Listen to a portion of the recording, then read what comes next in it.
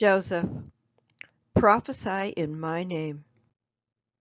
At the time William Smith and others rebelled against the prophet, I attended a meeting where Joseph presided.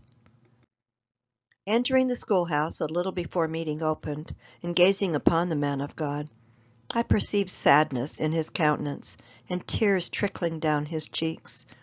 I naturally supposed the all-absorbing topic of the difficulty must be the cause. I was not mistaken. A few moments later, a hymn was sung, and he opened the meeting by prayer. Instead, however, of facing the audience, he turned his back and bowed upon his knees, facing the wall. This, I suppose, was done to hide his sorrow and tears. I had heard men and women pray, especially the former, from the most ignorant, both as to letters and intellect, to the most learned and eloquent. But never, until then, had I heard a man address his Maker as though he was present, listening as a kind father would listen to the sorrows of a dutiful child. That prayer, which was to a considerable extent in behalf of those who accused him of having gone astray and fallen into sin, that the Lord would forgive them and open their eyes that they might see aright.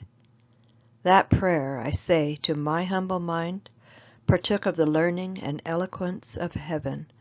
There was no ostentation, no raising of the voice as by enthusiasm, but a plain conversational tone, as a man would address a present friend.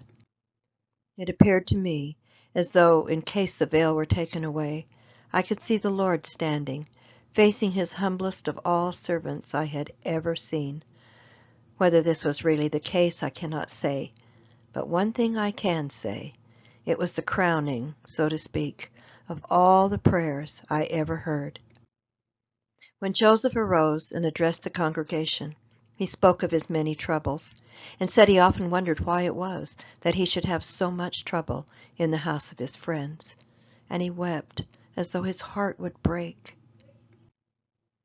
Finally, he said, "The Lord once told me that if at any time I got into deep trouble and could see no way out of it, if I would prophesy in his name, he would fulfill my words," and added, "I prophesy in the name of the Lord that those who have thought I was in transgression shall have a testimony this night that I am clear and stand approved before the Lord."